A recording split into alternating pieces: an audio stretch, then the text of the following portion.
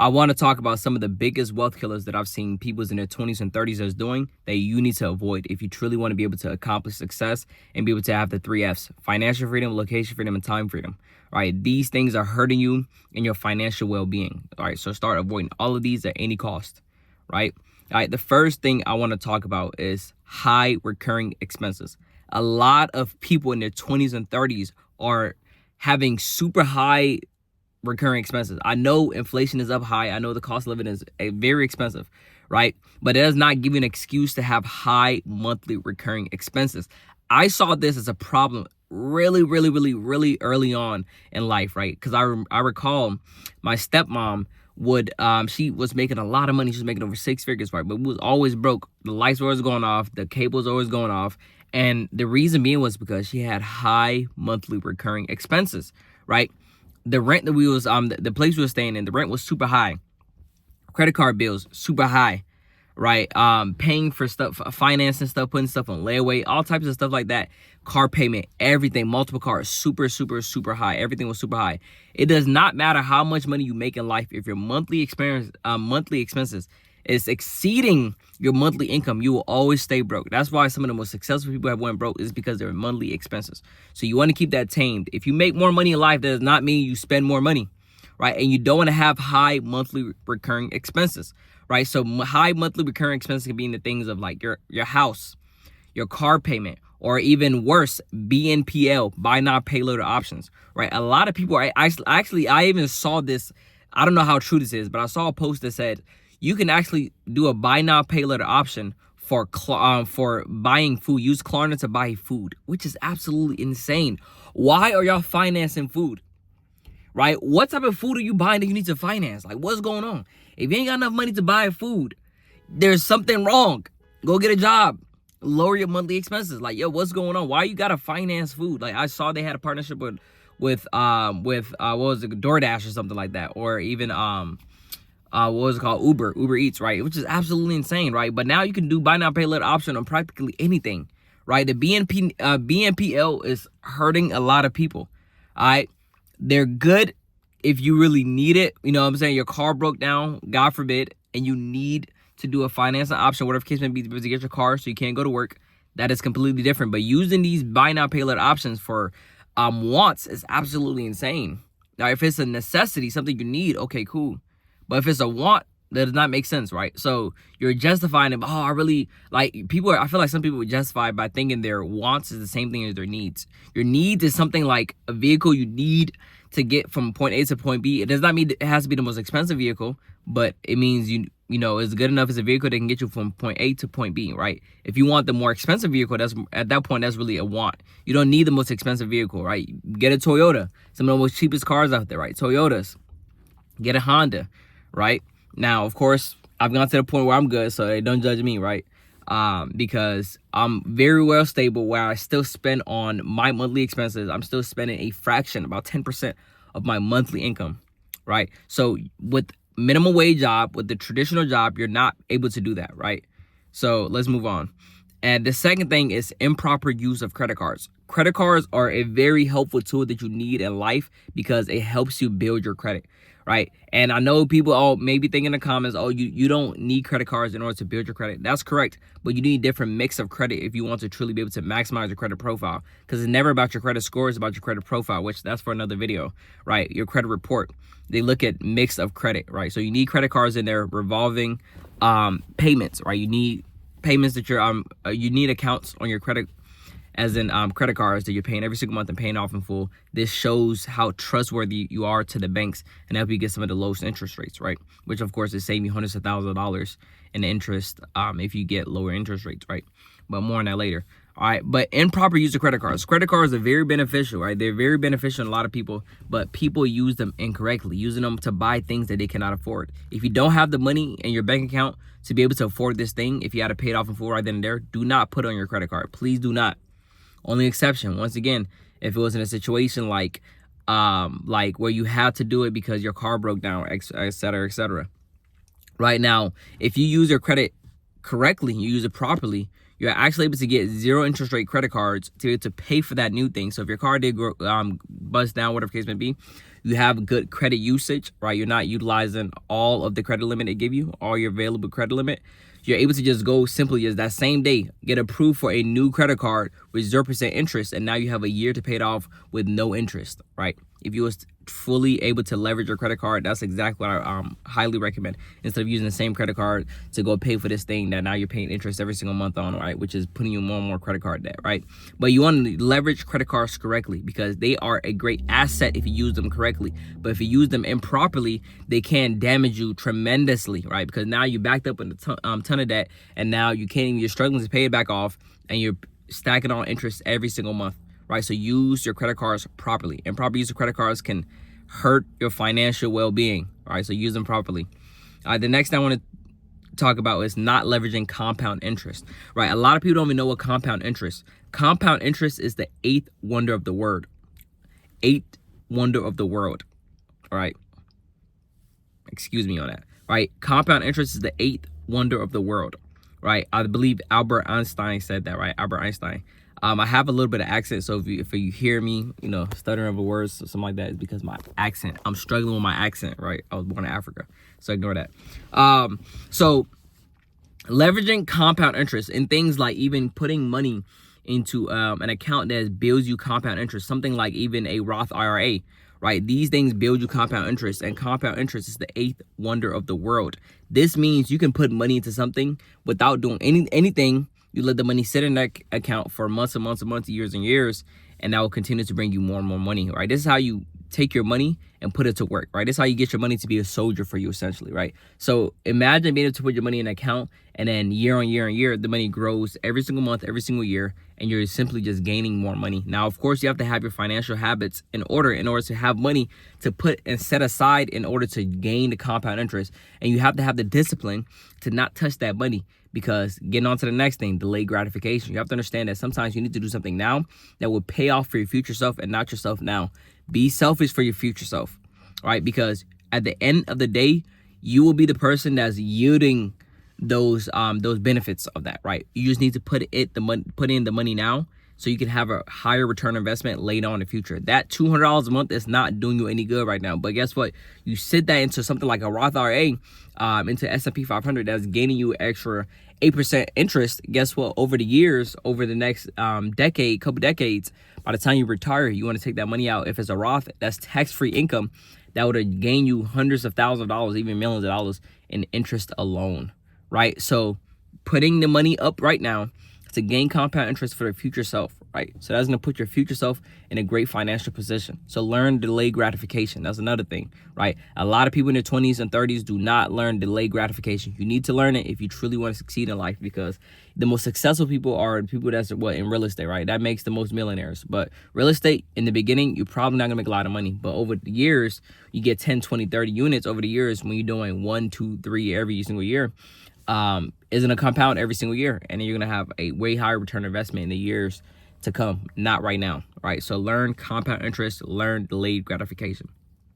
The next thing that's a huge wealth killer is not investing into yourself, right? You need to invest into your self-education, because if you're not making enough income right now, you need to increase your income. The only way you can increase your income is by increasing yourself and your values, right? If you increase yourself and increase your perceived value and your overall value, you'll be able to make a lot more money and be able to charge a lot more for your service. If you learn a high income skill set, you're able to then charge a lot more for your services, right? Because now you have a skill set that's in high demand. Something like sales, marketing, content creation. You're a good salesman, marketer. These are examples of high income skill set, right? But you want to make sure you're increasing your skill set and investing into yourself. The only way you can increase your skill set is by investing into yourself. A lot of people invest into a lot of different things. I'm investing into X, Y, and Z, the stock market, X, Y, and Z. Invest into yourself. I believe Alex Ramosi said, invest into the S&P 500, not the S&P 500, right?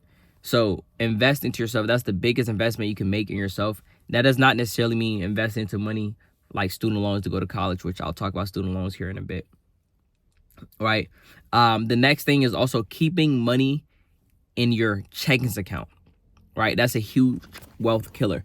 A lot of people think, hey, I'm being smart by keeping my money in my checking account or even my savings account, my traditional savings account. But that's another huge wealth killer, because checkings account pay about 0.01% interest rates, with savings accounts along with that, right? So it pays 0.00001% interest rate, which is literally mean you park your money there, the money is not gaining you any value. It's not gaining you any more money, right? It's a minuscule amount. And if you had $100,000, it's barely gaining you any money. Versus if you was to park that money into a high yield savings account. Now this goes back into the compound interest, right? If you park your money into a high yield savings account, this can be gaining you anywhere from 4 to 5% interest in your money. So by simply putting money into a high interest yield savings account, this will gain you way more money than if you was to simply put it into a checkings account. So the money that you already have in your checking account, simply open up a high interest yield savings account, put that money in there, and you literally be gaining way more money. For example, by the end of the year, if you had $10,000 in there, you get an extra $400 to $500 or even $300, depending on what the interest rate is looking like at the time you apply for it, from just simply putting your money in there, right? Now, of course, the more money you have over time, over the years, the more money you gain from that. But that's literally an additional $400, $500 from simply putting your money into a checkings account. A savings account, right? Specifically a high yield savings account. But if that money was in a checkings account, it's not gaining you any money. Or if it's in a savings account, it's giving you 0.01%. It's not any significant amount where you're going to notice a difference, but it's giving you a couple cents, right? So what you want to do is start putting your money into a savings account, specifically a high yield savings account, and not just a checkings account, because you want to build your money. You want to have your money working for you over time, right? You want to have your money working for you while you're sleeping. With the interest rate, with the checkings account, with a high yield savings account, not a checkings account that's paying you higher interest rates, you will be able to get way more return on your money. Now, in these videos, we don't cut. Another one is, let me see, not taking enough risk. The higher the risk, the greater the reward. A lot of people are afraid of taking risk, whether that's investing to themselves, starting that new business. Invest into yourself and take risk. You have to take risk, because the higher the risk, the greater the potential return, the greater the potential reward, right? By not taking risks, you will never get anywhere in life. If you're stagnant, you stay comfortable, and you go work your traditional 9 to 5 because you're guaranteed a paycheck every single week or every other week or every month, whatever the case may be, that is not a high enough risk, right? You can increase, you're in the workforce and be able to get higher raises, et cetera, et cetera. That's cool. But taking risk, like even taking more risky risk, I don't know what that was mean. Taking more risk on your investments, right? Say, for example, if you was to invest, you open up a brokerage account, right? You throw some money in there, you're taking some risk. The higher the risk, the higher the potential reward. So if you was to actually open up a brokerage account, actually ask you what type of investor you want to be. Do you want to be more of a riskier person, right? Because if you're more riskier, you could have a higher return investment. But you're young, you're in your 20s and 30s. We're still relatively young. So you want to take the more riskier investments because of the fact that these have a higher return. You have time. God forbid something happen. Guess what? You invest something like crypto. Guess what? Crypto has a higher return on investment, right? But it has a higher risk, right? If you invest something like crypto, you find the right crypto, not meme coins or anything of that sort, but some good crypto that you do a lot of research on. The risk is still high, but they have the highest potential of having you a crazy return. So something like crypto even is a great example of taking a high risk. Another wealth killer is getting married too early, right? Now, this is a little bit controversial. A lot of people, I've met my person within a year or 2 years. Yo, you want to make sure you're marrying the right person. I've seen it in so many cases, men or women, where somebody will get married and their partner takes all their assets, take all their money after the person used them, or God forbid something happened, the relationship didn't end up going how they both wanted it to go. The man cheats on them or the woman cheats on a person. And the woman, I've seen in some cases, the woman cheats and still walk off all the money, right? Imagine a girl cheating on you, or your partner, your man cheating on you and still walking off your money. How hurtful is that, right? A lot of people thinking, hey, you know what I'm saying? The pheromones going on. Hey, I know I'm going to be with this person the rest of my life. But you truly never know. Especially in the day that we live in. A lot of people, especially if you're a successful person, a lot of people trying to just come at you and get your money, right? So you want to make sure that you're growing with your partner, right? You find somebody that you spend a lot of time where you really get to know, like, and trust that person. And at the end of the day, still protect yourself. Get a prenup, right? If you want to get married, Get a prenup, protect yourself. A lot of people have a negative connotation with prenups, but at the end of the day, prenups just solidify and get y'all to really understand who gets what. God forbid the relationship does end. That's all. It just protects both of y'all, from the man or the woman. It protects both of y'all, right? So that's all a prenup does. Really look into that. Get an attorney, look into prenup for both of y'all. Make sure y'all partners agree. I feel like it's a red flag if their partner does not agree and does not want a prenup, honestly. But I mean, I guess the thing is, some people don't understand a prenup fully. So that could be another reason. But stop getting married so early. I've seen some people get married within a month, 2 months, 3 months, which is absolutely insane. Oh, I've known, or I knew love at first sight. Yo, just stop. Just stop. There's a 0.01% chance of that happening, 1%, 2%, 10% chance of that happening. But be smart. Anything can possibly happen. People change over time. You're going to change. They're going to change. People change. Your opinions on each other is going to change over time. You want to truly get to know, like, and trust this person. Really know, hey, this is the person that, not just me, do I want to be with this person, but this person is going to be a great parent to our children in the future, right? If you want children. All right, so you really want to vet the person.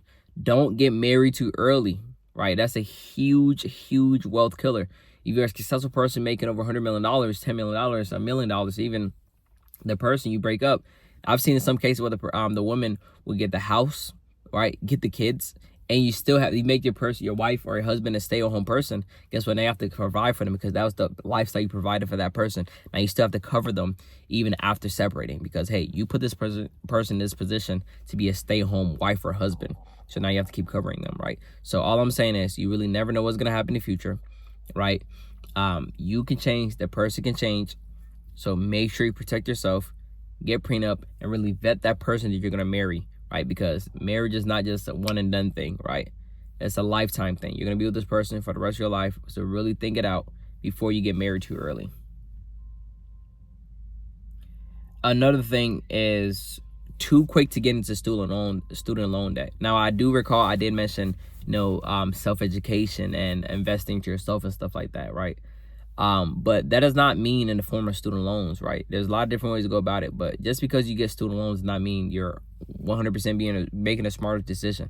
Because some people will get into student loans because, I don't know what I want to do in college right now, but I'll just start going. Like, I remember being told so many times while I was in high school, I know you don't know what you're going to do in life, but just get some student loan, start going to college, and just figure it out later.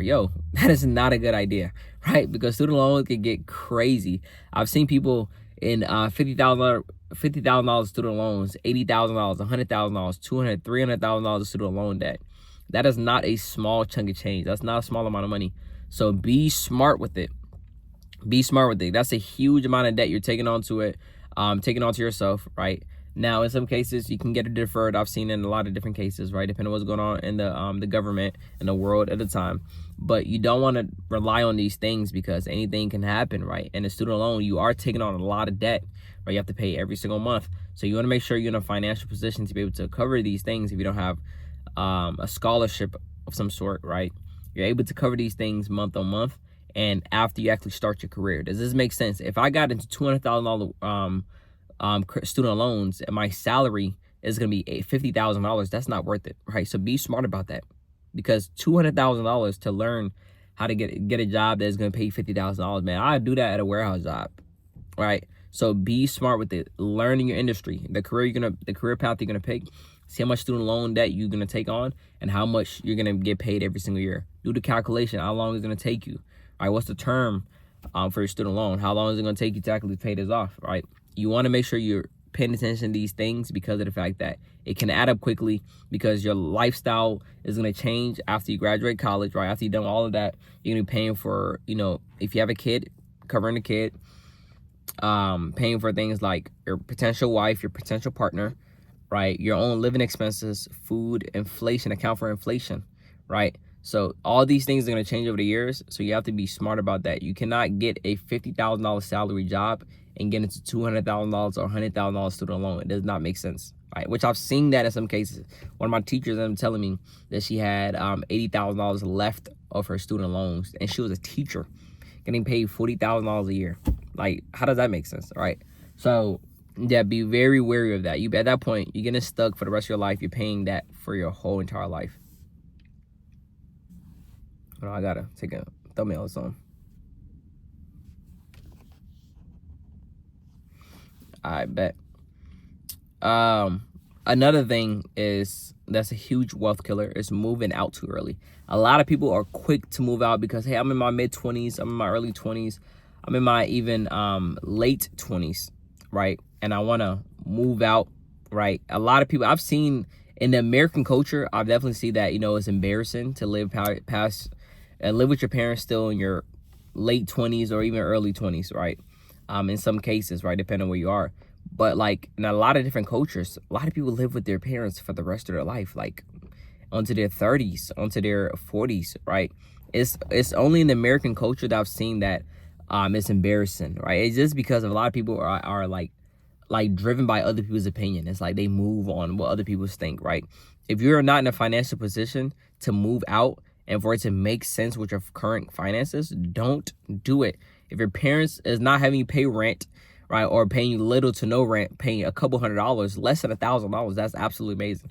In the East Market, depending on where you live, you're not getting a single a 1-bedroom apartment or even a studio for less than $1,000, even in a bad neighborhood, right? That's not happening, right? Because inflation is so crazy, which I'm gonna talk about inflation here in a bit, right? But be wary of these things that, hey, that's really just the American culture. All the Spanish people, all the Asian people, all the Africans, they still live with their parents. And when they're mid-20s, right? Now, I know in some cases it can be a little embarrassing, whatever case may be, but sometimes you got to do what you got to do. Don't put yourself in a financial rut to impress other people, right? If you have to stick there, do what you got to do. Now, I do recommend by your late 20s, of course, you definitely should have your place. But if your current position does not allow that, don't rush to do it. That does not mean be a lazy bum. Help your parents out, whatever case may be. But you want to make sure you're financially smart when it comes to that, and do not rush to move out, especially in your early 20s, right? A lot of people in their early 20s, I got to move out, I got to that. Yo, it's great if you can do it. I moved out relatively young, but I was in a financial situation to be able to do so, right? And I did it for business purposes. I moved out for business purposes, which at that point, it's okay. But you literally moving out just because you want to have your own space. Or, you're broke. Get your money up first, right? Get your money up. All right, worry about that later on. Get your money up first to get the right things up, and then you can go in there. You shouldn't be paying more than 50% of your monthly income on rent, right? On your living expenses. Like, that's insane, right? But that's what happens in these times. So you gotta be very wary of that, right? Don't put yourself in a financial burden simply because of trying to impress other people. Be like, oh, you have to move out by this time, X, Y, and Z. Yo, forget all those things, right? So stop trying to move out too early. The next thing I want to talk about is not learning how to budget. You want to learn how to budget.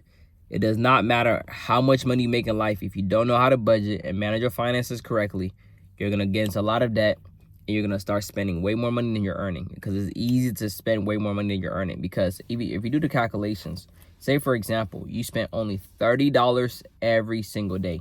Every single day you only spend $30 on, let's say, food, right? $30 a day on food. Let me pull up my calculator.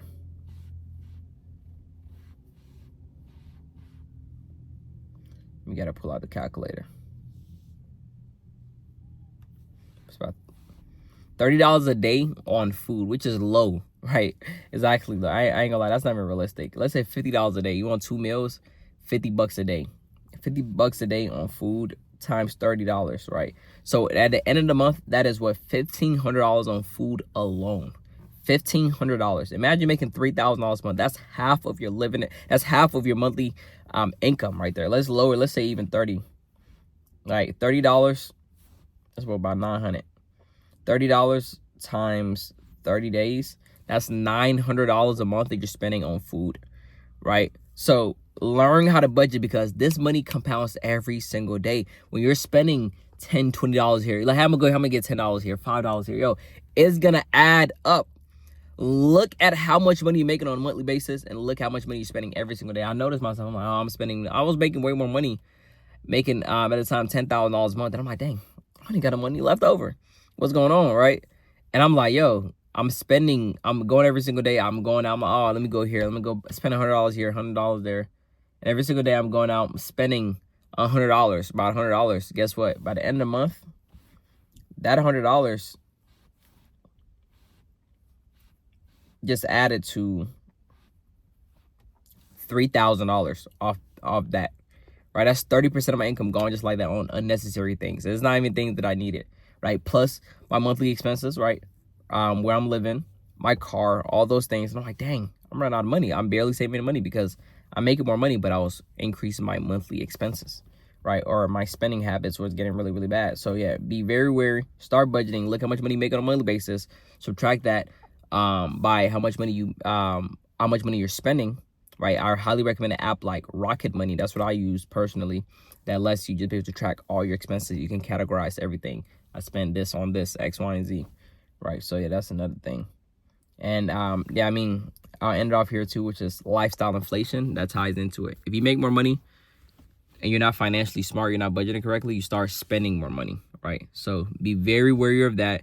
If you make more money, still spend the same amount of money. So if you make more money, at that point, you still get to save even more money because you're making more money, but you're still spending the same amount of money if you're not even cutting it back, right? So if you want to be able to spend $10,000 a month, get to a point where you're making $100,000 a month. So hey, if you're making $100,000 a month, you spend $10,000. That's 10% of your income, your monthly income. And guess what? That still ain't nothing. You're still saving 90 grand every single month, right? Of course, pre-tax. So, yeah, I'm gonna keep it just there. I hope y'all enjoyed this video. Let me know down in the comments down below. Excuse my stuttering on this account. We don't cut anything out. All right, so I appreciate y'all for tapping in. Catch y'all on the next one.